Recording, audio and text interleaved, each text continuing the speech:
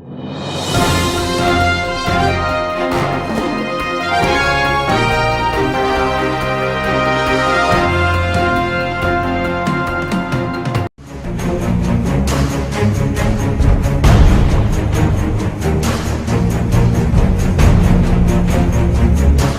and welcome to another edition of Nation Building. On our program, we examine the political, social, and moral issues in the leadership of our country.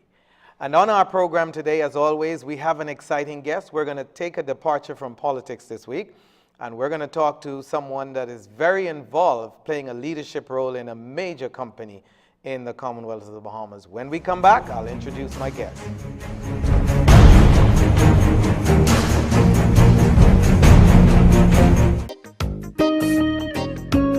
Who said you can't get great quality products at an affordable price? If you want the best quality food products at the most affordable prices, you must pick up the Jamaica Bahama brand of fine quality products at your favorite food store. Products like Jamaica Bahama Coconut Water, the most healthy and refreshing drink on the market.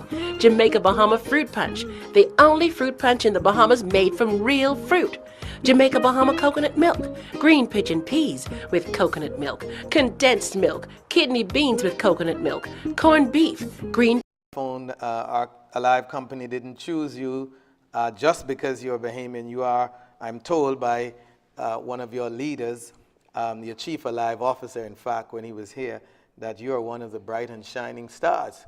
So today you have to tell us what you're doing bright and shining there that is beneficial to our public. So if you will, Mr. Davis, introduce yourself to the country by telling us about your background and what qualifies you to be playing this executive role as Director of Information Technology at Aliv. All right, thank you very much for having me, Mr. Pennock. I thank Damien for those kind words, but I guess in my capacity, I started technology about 25 years ago.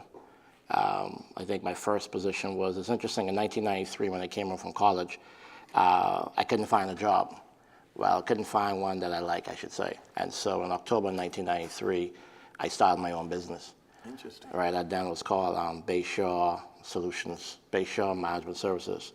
And what I did was in October, I started that. I started doing a lot of small peer-to-peer networks and just grew from there. So back then, the big thing was Peachtree accounting. A lot of companies trying to automate, so I did a little peer-to-peer network. From there, I went to the Royal Bank of Canada as a junior techie in 1994. And then while still at Royal Bank in 1998, I had left RBC and I went to be IT manager at JP Morgan. That happened in December of 1998. In July of 1999, back in the day, I used to play a lot of golf because the kids were still young.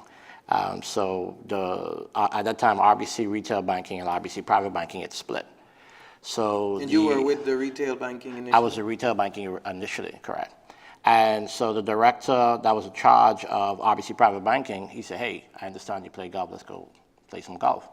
So we went out and he's like, hey, you know, we want you to come back to RBC, we'll give you. Have to continue to improve, go to seminars, and did you get additional training to keep up with the, I mean, technology is changing by the months. Technology is changing, but you know, back in the day, you didn't have the luxury of going to seminars and sitting and listening.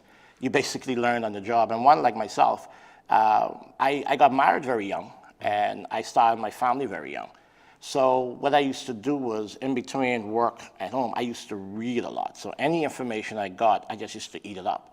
So back then, you had no PC magazines. There were no seminars you could go to. There were no certifications.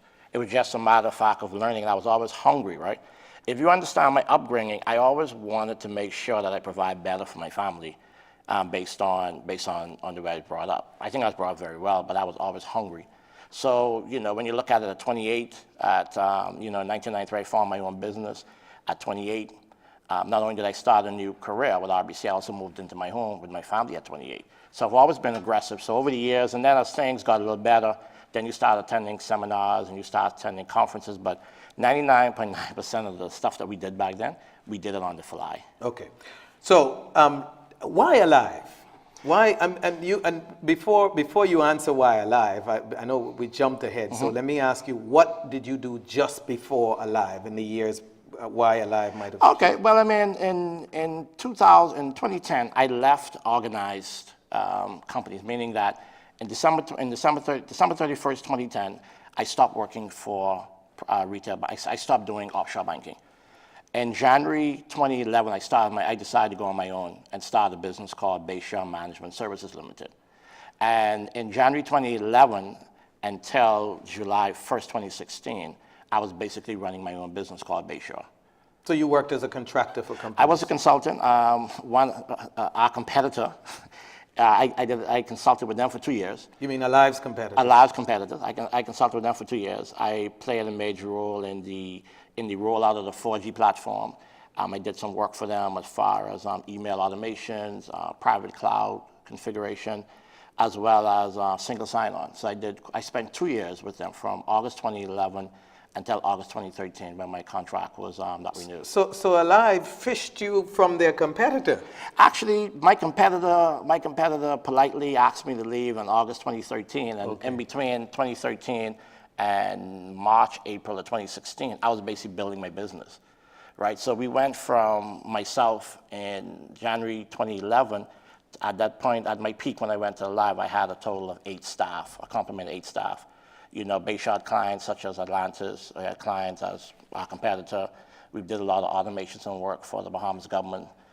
We have quite a few private banking clients as well too. So am I right in saying that one of the motivating factors in your being hired by Aliv and their team to play this significant role of Director of Information Technology is in fact that you had spent some time with their competitor and had inside knowledge of?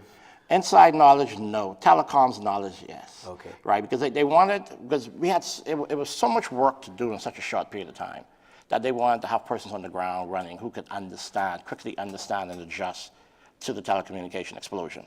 Because remember now, Aliv didn't get licensed until July 1st of 2016. I walked in the door July 4th, and we had nothing. Literally, Damien had a dream. He sat me down, we looked at the dream, and he said, okay, let's go ahead and do it. Right, so it had nothing to do with inside knowledge with BTC. It had more to do with my telecommunication background and my technology background. Because if you look at my resume, I've worked in 12 countries, right? So he wanted a more wide exposure to be able to come on board so he could say, do this. So there won't be a bunch of questions, just be able to action it and then go from there. And Damien himself, having been worked in several countries and very exposed, when we interviewed him here last year, he talked about the fact that he set up and ran the operation in Jamaica, Digicel.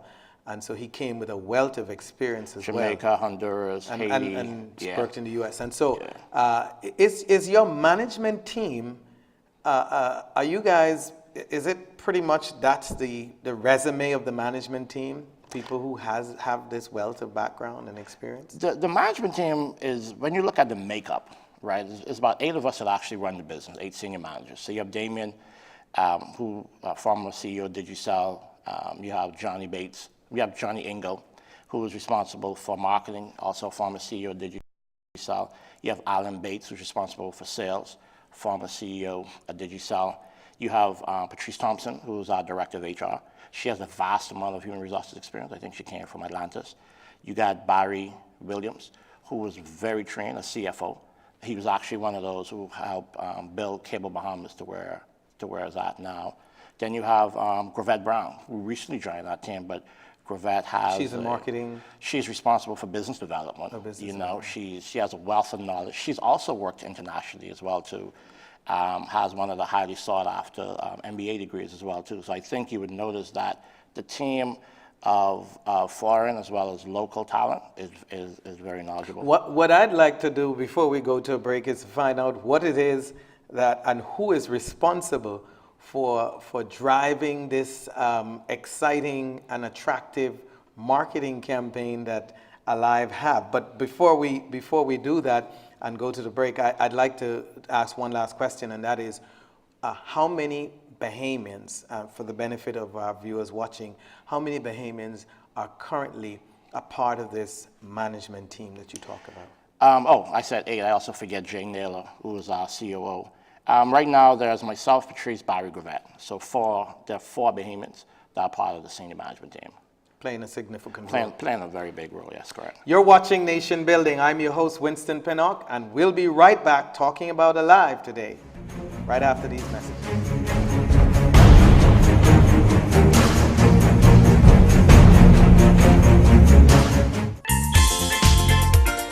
Hello, I'm Wendell Jones, and every time I sit down and I watch JCN television, I drink the Jamaica Bahama fruit juice. It's so pleasing to the palate. I've been cooking Bahamian dishes for generations. I now use Jamaica Bahamas product. The rice is very fluffy, very tasty, and good eating. Jamaica Bahama product is simply the best. As an insurance agent, my life is go, go, go. But whenever I need a refreshing break, it's Jamaica Bahamas Island Mixed Fruit Drink.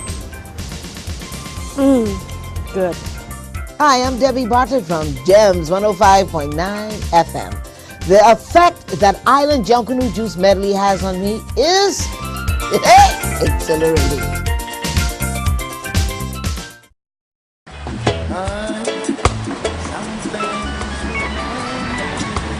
Hello. Did you get it? Yes, baby. I got it. Don't come home without it. These arms of mine, they are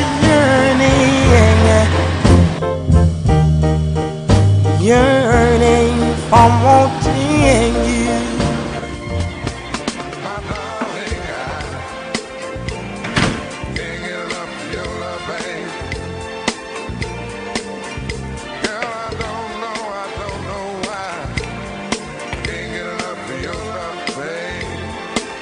Where is it?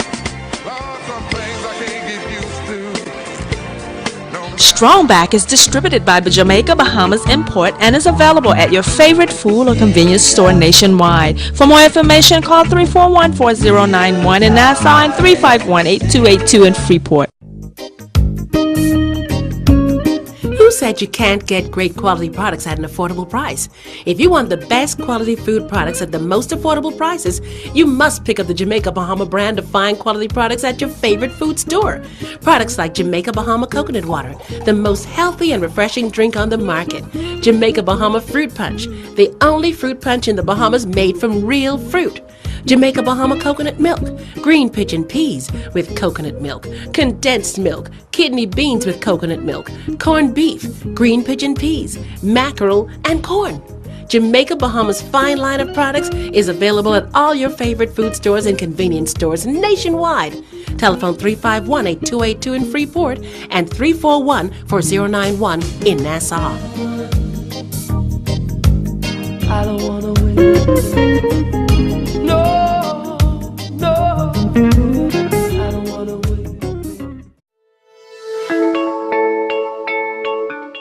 This is the start of a new day. I'm alive. Aliv is igniting the mobile communications market in the Bahamas. The calls are clear. The speeds are fast. It's nothing better. This is Daryl Miller Live, and I'm alive. I believe in best.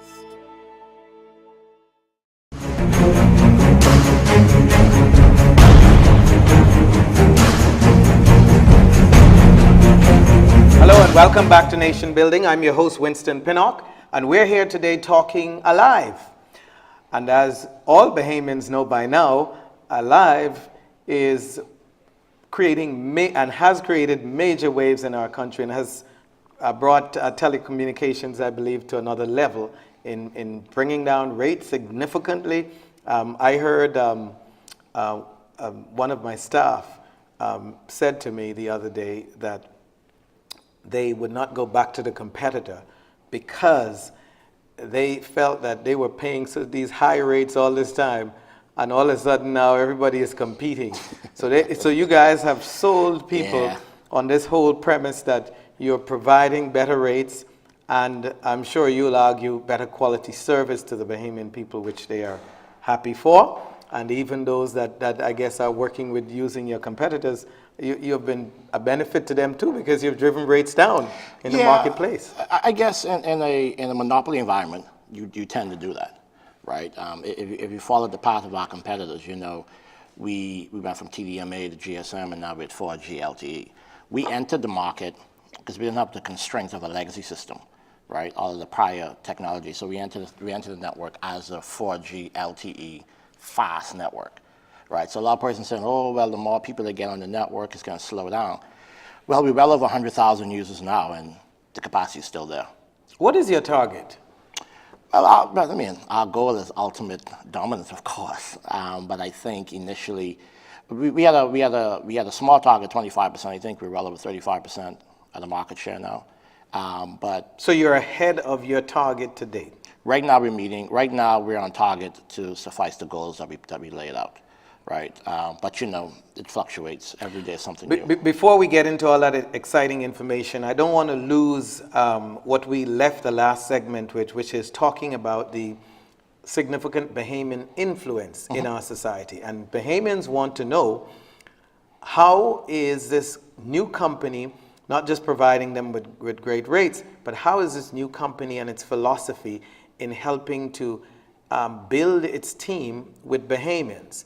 And so I know that as it seems to me, based on what you've presented, that you still obviously have a significant foreign influence in terms of the leadership structure, bringing the experience from outside, but it's also good to know that it sounds like about a third of your team. But actually it's 50-50. It's 50-50 It's 50-50, yeah, okay. Because like I said, there's 8 that run the business, of which 4 is Bahamian, and then you got 4 expats which have the knowledge of building a network. So Bahamians should know that what we are experiencing in the country, in large measure, is the energy from Bahamians. Well, yeah, I mean, and also, you know, I know you're probably killing me. Steve Karan is our CTO. He's our Chief Technical Officer. We're like twins, right? So if you look at Steve's area, what he did was he surrounded himself with young Bahamian engineers, right? So we had a fellowship program where we brought in, we contracted a company from Canada called Sastel. They came in, and working along with them are young Bahamian engineers who have been working with them for the past year and a half, too. Right? That contract ends in the next couple of months. Then the Bahamians will step up and fill the roles that were there before, because these guys came and helped us build a network and so forth. If you look at my team, the technology team, my team is 100% local Bahamians, right? And they're supported by vendors. If you look at the marketing team, if you look at the sales team, if you look at the business development team, Bahamians, right? But like I said, you need that level of expertise to come in, because building a cell phone network is not easy, right? There's a lot. You'd be amazed to know how much go behind the scenes to be successful in this business. I'm sure. So fine. So it's good to know that not a third, but half of your executive team is Bahamian led. And again, when your Chief Aliv Officer, Damien Blackburn, sat with us, he assured me last year that team is going to be more and more Bahamians in terms of the entire executive management of the company. Yeah, and that's the goal that he said. That's Damien's vision, and like I said, you know, we all participate in the development of the business. We're all a part. We all sit around the table once a week, or as Damien sees necessary, to discuss the growth. He's pretty open with his ideas. Well, him and I, we basically, you know, in this business, it's hard to sleep, so we're talking constantly in the evenings, mornings, weekends. There's really no time off. There's another key player on your team. I believe he is, I don't want to misquote his title. So he is, who is responsible, who is the head of marketing? Oh, the head of marketing is Johnny Engel, and he is surrounded and supported by a solid Bahamian team. Right, a lot of work we do internally, a lot of the graphics, a lot of the literature, a lot of the events is planned internally by the team that supports him.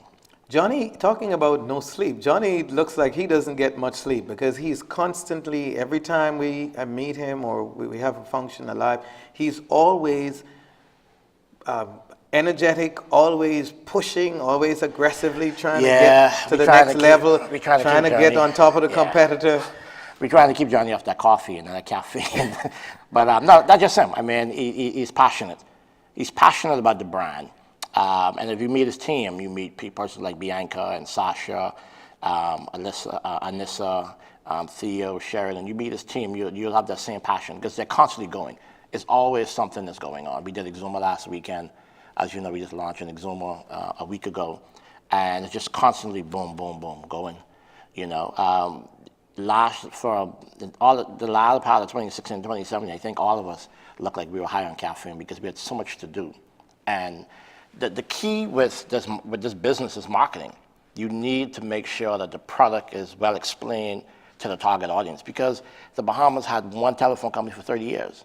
So, and we've been in business less than 2 years. We're well over 100,000 customers, but yet persons still need to understand, you know, what do you mean by wallet? Why do I need to top up when I travel? Stuff like that. So that's why we constantly need to market. We have a very expansive amount of videos. So if you go to our website, bealive.com, you click videos, you will see close to a couple hundred videos explaining every single thing that we do. And every day we're updating it because we want the customer to have as much information as possible. One of the transformative things that I think, without a doubt, viewers watching will agree with me, is that Aliv has some amazing ads. And those are, the ones I've seen certainly are local talents that are in those ads. They're well done and very powerful and dynamic, selling the message. Is that Johnny Ingles' vision, or is it who's responsible for? I think in the marketing team, it's a team effort, right? I could say that when you're looking at a live ad, all of the talent is local. All of our ads are produced locally.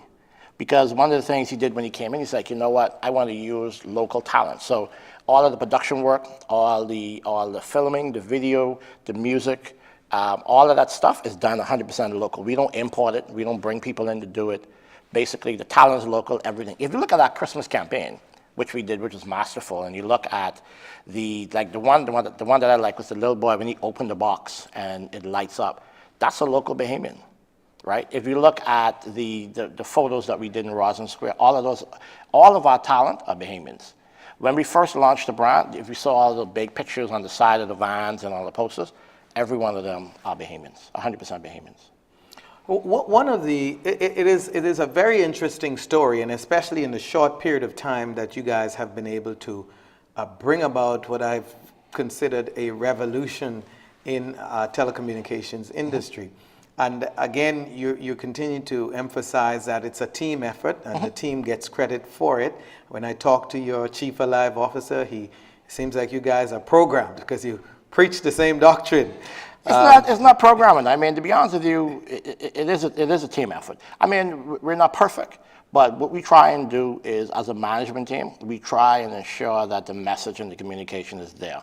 Because you want to be consistent, right? You can't have one person this way saying one thing, another person this way saying another thing.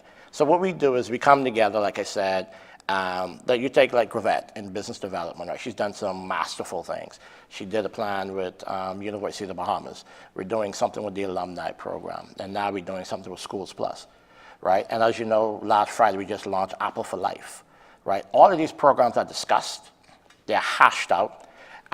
She'll do a business plan, and then it'll come to my team to deliver it, right? So you go from idea to plan to implementation to go live, and all that's done with a team effort. Wonderful. Let's talk a little about Aliv's platform and the technical aspects of it that you have significant responsibility for. And I know for many viewers that may not necessarily be able to some don't care or may not be able to identify with all the background work that, you know, is not in marketing, it's not out front. But let's talk for those who want to understand a little that goes on behind the scenes. What is the platform that Aliv is currently using? You talked about 4G earlier. Right, I believe 4G there's LTE. Greater technology now out there. There's tell me where there's talks around 5G, but right now we introduced a 4G LTE network to the Bahamas. And the LTE is an upgrade to 4G, correct? LTE is the speed on top of 4G. 4G is your band, and then LTE is the speed. But you had you had 4G before you had 4G LTE, correct? That was 4G, correct. Right. And then you have 4G LTE. Right. Right. For example, I was in Trinidad about a week ago, and they're just now going to LTE, which determines the speed of your network. Right. If you look at the way the Live network is built, we're not totally on towers, because you will see the towers everywhere, right? We have done rooftop installations. We've done little small cell sites, meaning that we could find somewhere we put a little small cell site that can handle a couple thousand users. We have developed where in big buildings, like you take the Atlantis or you take the airport, big offices where access is a problem, we could then put in these little small devices that boost the cell signal, right? So what we do is if we go somewhere where that's pretty popular, where persons go, like take Awaki. If you go Awaki, when you look around, you don't see a tower other than the little mobile tower we have on top of Fort Charlotte. The next closest tower to that's going to be the one by St. Mary's Church off of Nassau Street. Right, so the network is laid out and optimized, and where necessary, if you went to John Canoe, you would notice that we had a little small mobile tower in the back of First Crib and Shirley Street. So where necessary for crowd penetration, we could quickly deploy a mobile device. Are you saying then that Aliv is being smart in not doing the traditional thing that your competitor would have done over the years in laying all these infrastructure, putting these infrastructure in place, and instead you're using what you referred to earlier, to use these small cell sites, correct. Cell sites, correct. And these are things like the mobile ones where you can move around correct. to major events, so that your customers don't have issues with drop calls and such. Exactly. I mean, we did tradition as well as we did cutting edge, right? I mean, if you come to our headquarters, you would see we bought maybe like 10 to 12 of those, and they could be rapidly deployed very, very quickly wherever we need them. For example, when we were building Freeport, Grand Bahama, we had issues. If you drove from 8 Mile Rock all the way to the West End, you would have seen a couple of the mobile cows in place until we got the towers in place. If you look at when we're getting ready to roll out of Family Island, once we have the fiber connectivity, we could quickly deploy one of those to any location and have it up and running in less than 24 hours. Right? So when you look at John Canoe, because we know John Canoe is going to be a lot of people, there's a lot of data usage, there's a lot of pictures. Even though we have rooftop cellular deployed downtown, we still added that to ensure that the customer experience is consistent no matter where you go. Interesting, interesting. The company's current marketing strategy, I know you touched on that a little bit earlier, but as you talked about your meeting your goals to date, a year from now, at the end of 2018, what is the goal? What is the percentage of the market that Aliv is targeting to capture by then? If you looked at the last perspective that we had out, we quoted some numbers. I think we're looking to be between 35 and 40% market capture by the end of 2018. Isn't that overly ambitious? When you look, the Bahamas is poised for technology. But the Bahamian, I've never seen a country that eats data the way the average Bahamian does. Right? When I say eat data, when you look at, for example, we have these MiFi devices where you can purchase a MiFi device for your home, and you got 5 users or up to 15 users, right? We have persons with yachts that's coming into the Bahamas because due to the hurricanes last year, the Bahamas is going to be very popular. So we provide Wi-Fi access on yachts. When you say we were very popular because of hurricane, you mean other islands? Because of the hurricanes in the southern Bahamas. You know, there's a major cruising in the Caribbean, from the Bahamas all the way down to the U.S. Virgin Islands. But a lot of those countries haven't recovered as yet. So we benefited. We are going to benefit because a lot more yachts are coming in, right? And working with companies from the U.S., there's a lot more demand for data. So we have data on yachts. So Aliv is taking advantage in every way it can. You're watching Nation Building. I'm your host, Winston Pinnock, and we'll be back with our last segment right after these messages.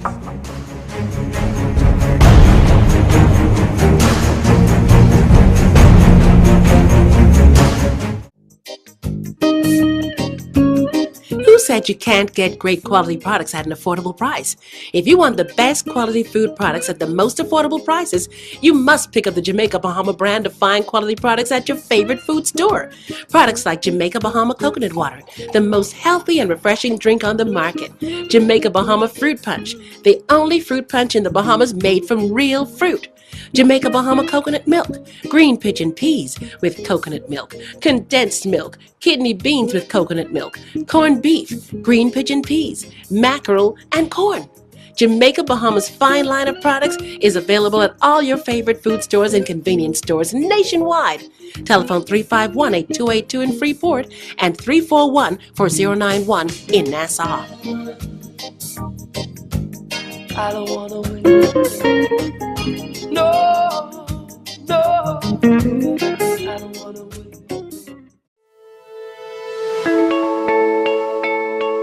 Well, as an Aliv customer, I've really come to enjoy the national roaming that Aliv provides. It makes sure that I'm in touch with the people I need to be in touch with at all times, almost no matter where I am in the Bahamas. Recently, while traveling on a youth trip, I had the opportunity to use my Aliv phone. Service was great, impeccable. The place where I was at didn't have internet access, so I was able to use my Aliv phone for that to make sure I stayed in touch with email, even watching a movie on the phone. I also like that Aliv has become such a great corporate citizen. After the hurricane, Aliv was very generous with persons from the Southern Islands who were impacted. And at a time when it was really difficult for them, came through with phones for them that they can stay in touch with their loved ones. Phones that when they go back home, they can continue to be in touch with their loved ones because Aliv has their islands covered.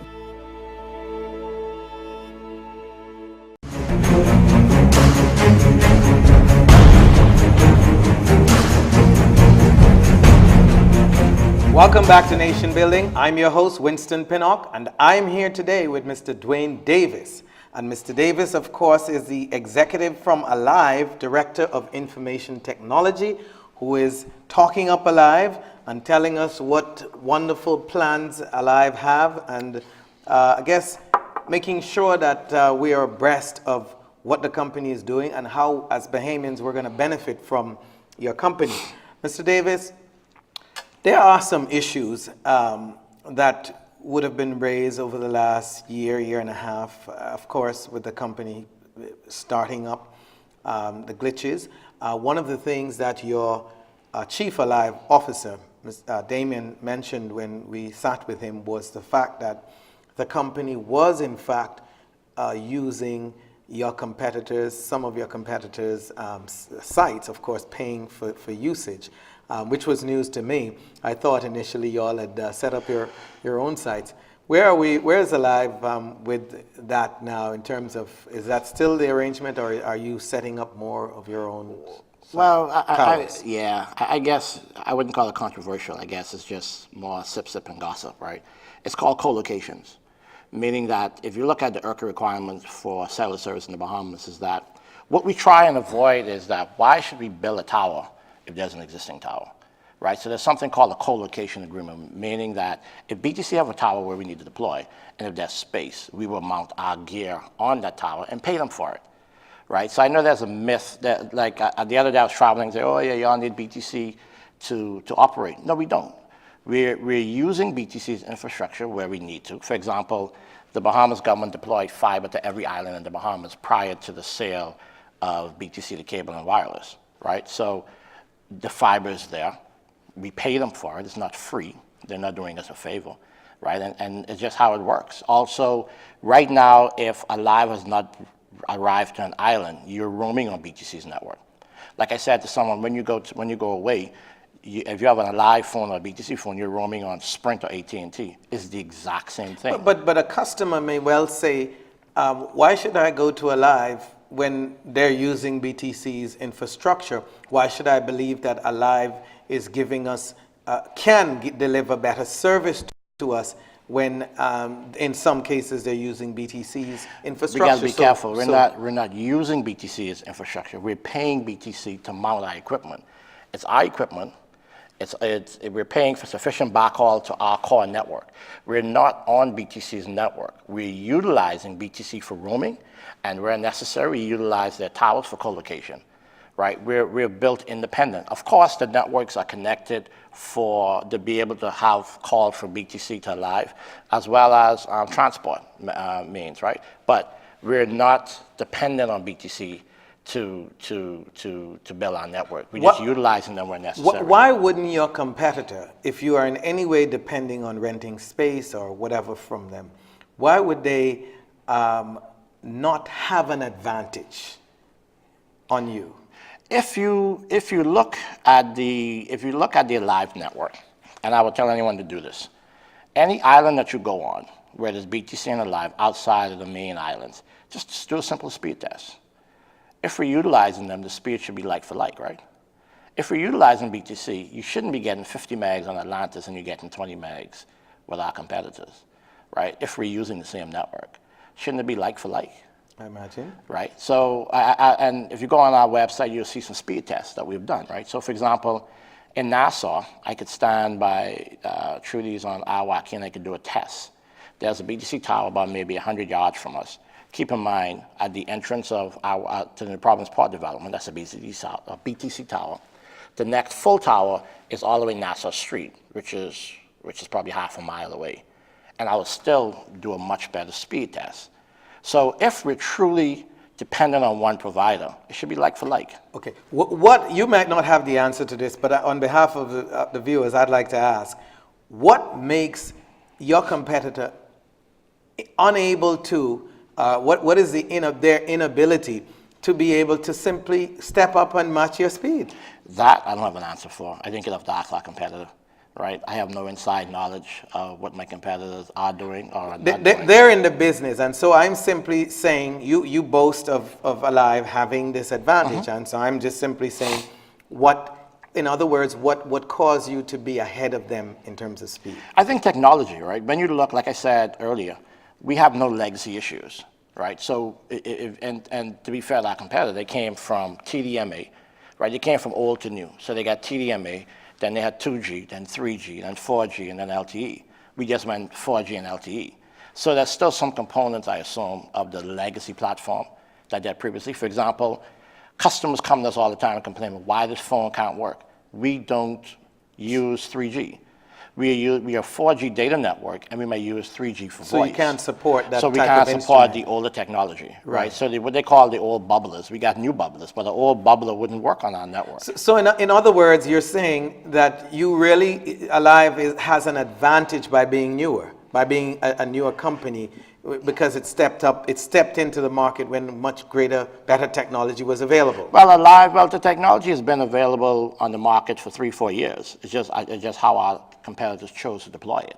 Okay. Right. So Aliv has an advantage because of our deployment. So are you suggesting then, Mr. Davis, that your competitor decided to, I guess, for profitability purposes, not to give the Bahamian people a better system? No, I'm not because saying that. they didn't have competitions at the time, and then Aliv forced them into this war? No, I'm not saying that. What exactly are you saying? What I'm saying is that the technology that Aliv used to deploy their network has been on the market for years.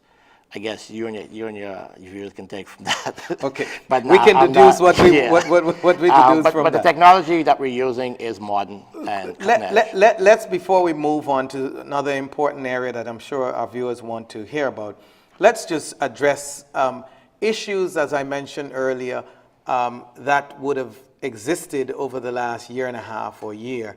How comforting can our viewers be who have jumped over and switched to your network, that they can be assured of continued improvement to the system, and also issues such as drop calls and other complaints that one of the complaints I sought out talking to someone before we did this program was to find out about your packages, and one of the complaints was that in recent months that you would have people who would take out a package with Aliv, and that they would have a package for so many minutes and there would be overages.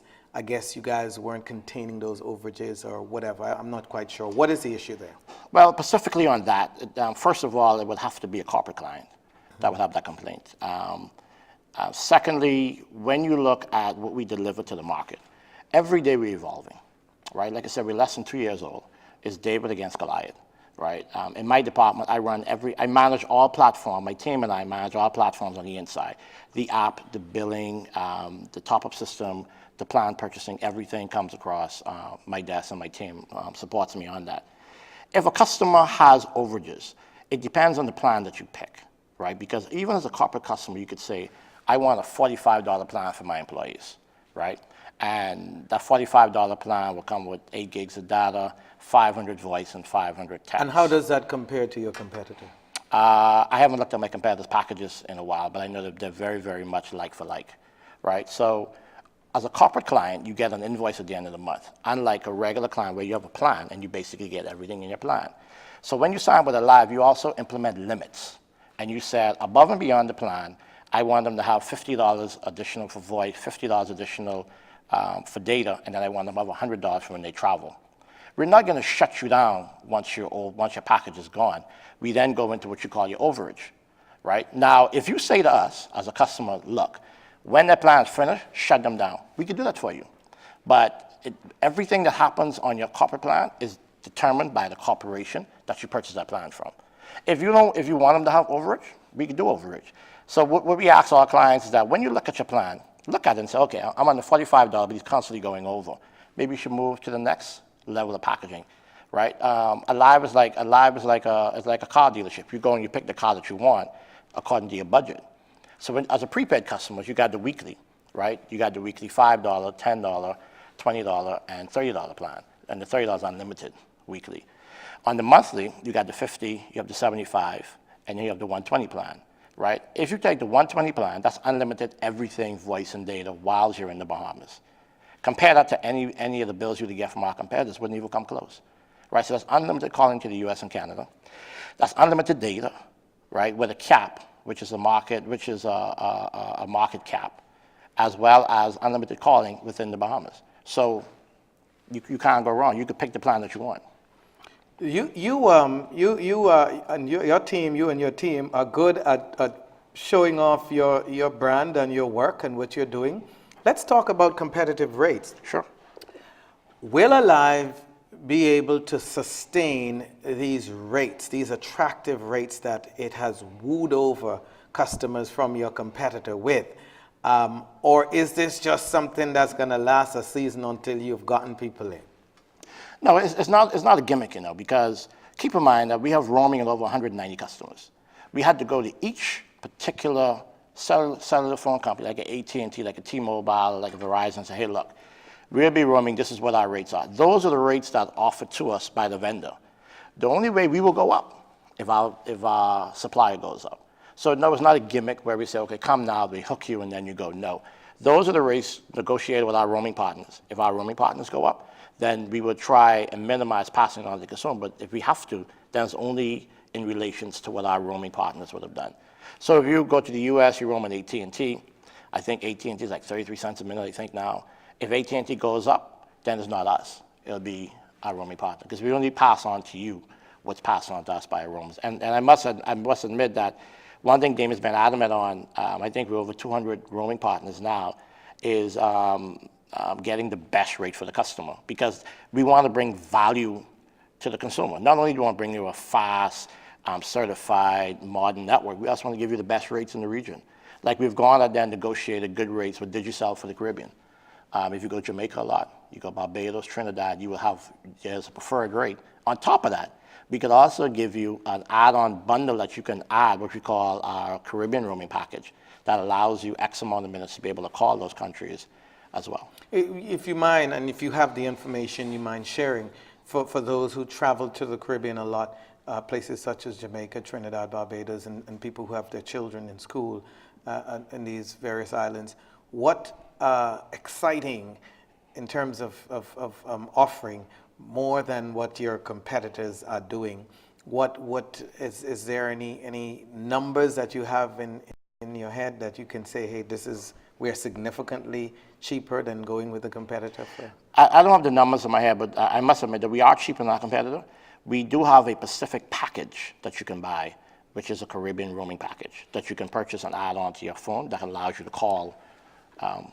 Before we close our program, we talked about the aggressive and very impressive, I must add, marketing campaign that Aliv has been able to sustain and to do for the last 2 years or so.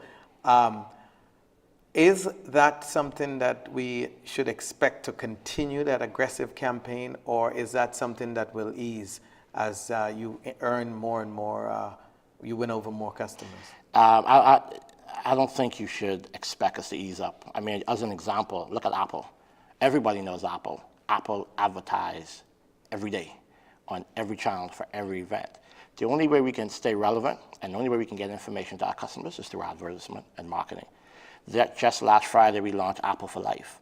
And not only did we launch it on our Facebook page, we did it in the newspaper, we also released video clips, we released FAQs as well as information. So you will see the aggression, not only in the print and the electronic media, but also by the events that we sponsor, right? I know one thing that we're looking to do is we're going to do a lot more community-focused events that's going to come up where we're going to start doing more stuff in the community. We're going to start doing more stuff with young persons, right? So it's not only going to be the concerts and the regatta and so forth. You will see other things. If you look at Freeport, which is our second biggest market, the marketing team in Freeport does an excellent job of getting in the community. They do everything from golf tournaments to sponsoring junk canoe groups to job fairs. I have to admit, I sometimes wonder, where do you guys get all the money that you use to do all the things that you sponsor? Well, the marketing team, Talia and Bianca and the guys, and Sasha, I could say that they're very creative on how they spend the money that's been allocated to them. But you guys seem to have endless pockets. Not endless pockets, just very good marketing people. So they're very smart on how they negotiate a deal. When the most important question I think today for our viewers I left for last, and that is, when can Bahamians expect to get a piece of this pie in having shares in Aliv? Well, we just did a second share offering, preferred share offering. I didn't get closed maybe a week ago, so that's the second one we've done in a year. Common shares, I think the determination for the average Bahamian to buy common shares is going to be determined by the Prime Minister, because as you know, the government of the Bahamas owns X amount in Aliv, and that I cannot tell you when that's going to happen. That one right there is above my pay grade.